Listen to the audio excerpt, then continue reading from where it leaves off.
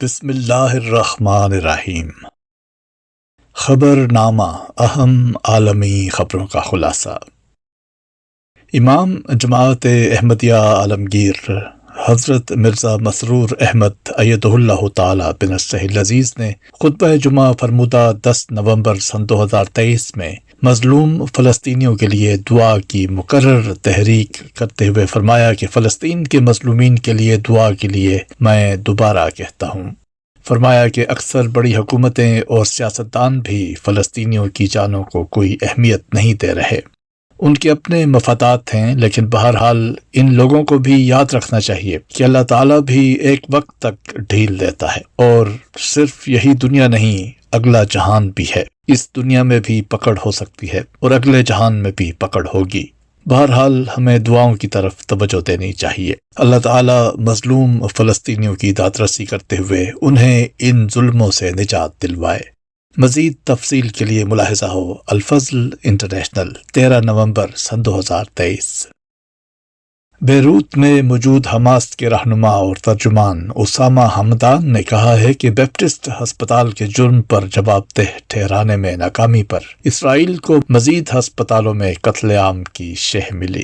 اسرائیلی فوج کا ناقابل تسخیر ہونے کا تصور 7 اکتوبر کی کارروائی کے بعد تباہ ہو چکا۔ لاکھوں فلسطینی اب بھی غزہ شہر میں موجود ہیں جو ثابت قدم ہیں۔ قابض اسرائیلی فوج کو ایک میٹر فاصلہ طے کرنے کی بھاری قیمت چکانی پڑتی ہے۔ اسرائیلی قبضے سے الشفا ہسپتال میں نومولود بچوں کی جان کو خطرہ ہے۔ ان کا کہنا تھا کہ اسرائیل نے پروپیگنڈا کیا کہ الشفا کمپلیکس فوجی ہدف ہے۔ ہسپتالوں کو نشانہ بنانے پر اسرائیل کو القسام بریگیڈ کے ہاتھوں جواب دہ ٹھہرایا جائے گا۔ جنگ جتنی لمبی ہوگی، غزہ کی ریت میں قبضے کے پاؤں اتنے ہی زیادہ دھنس جائیں گے۔ یونیسیف نے کہا ہے کہ غزہ میں بچوں کے لیے کوئی جگہ محفوظ نہیں۔ یونیسیف کے ترجمان ٹوبی فریکر کے مطابق غزہ کے ہسپتالوں کے اندر کی صورتحال المیہ ہے۔ الشفا ہسپتال میں قبل از وقت پیدائش والے بچے زندگی کی جنگ لڑ رہے ہیں۔ تصور کریں آپ ان بچوں میں سے کسی کے والدین ہوں اور کچھ نہ کر سکتے ہوں، تو یہ حقیقی المیہ ہے۔ وحشیانہ بمباری سے بچوں کو محفوظ رکھنے کے لیے دنیا کو حرکت میں آنا ہوگا۔ اسرائیلی فوج نے کہا ہے کہ جنگجوؤں نے اتوار کو اسرائیل لبنان سرحد کے قریب ٹینک شکن میزائلوں سے حملہ کیا، جس کے نتیجے میں متعدد اسرائیلی زخمی ہو گئے۔ اسرائیلی فوج کا کہنا ہے کہ اس نے جواب میں آرٹلری فائر کیا۔ اس سے قبل ہفتے کو حزب اللہ کے سربراہ حسن نصر اللہ نے کہا تھا کہ اسرائیل کے خلاف فرنٹ متحرک ہے۔ اس سے قبل اسرائیل نے حزب اللہ کو خبردار کیا تھا کہ حماس کے خلاف مہم کے دوران جنگ کو بڑھانے سے باز رہے۔ جنوبی افریقہ کی وزیر خارجہ نالیڈی پینڈور نے اسرائیلی وزیر اعظم بنیامین نیتنیاہو کو فوری گرفتار کرنے کا مطالبہ کیا ہے۔ انٹرنیشنل کرمنل کورٹ نیتنیاہو اور ان کے وزراء کے وارنٹ جاری کرے۔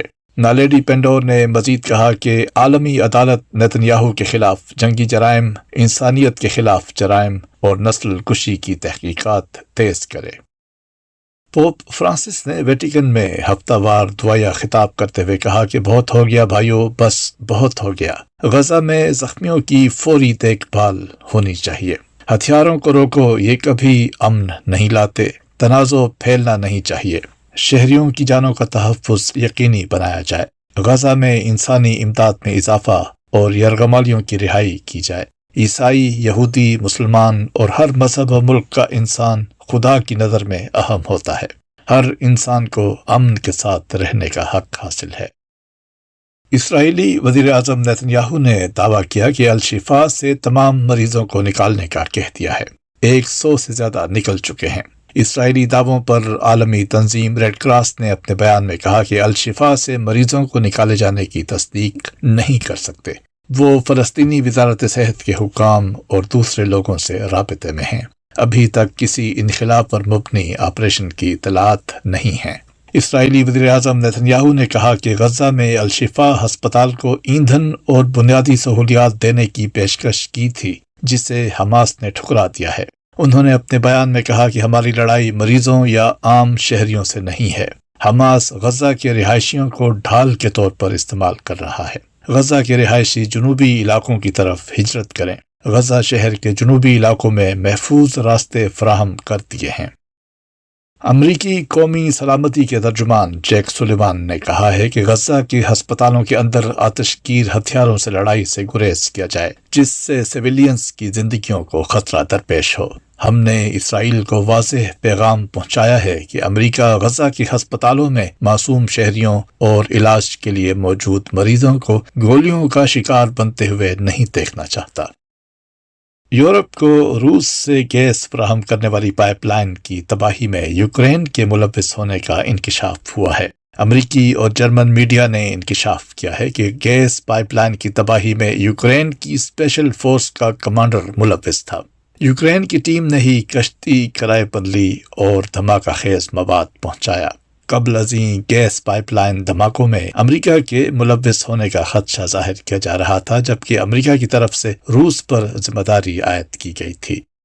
یہ تھا اہم عالمی خبروں کا خلاصہ۔ روزنامہ الفضل انٹرنیشنل، بدھ 15 نومبر سن 2023، صفحہ 8۔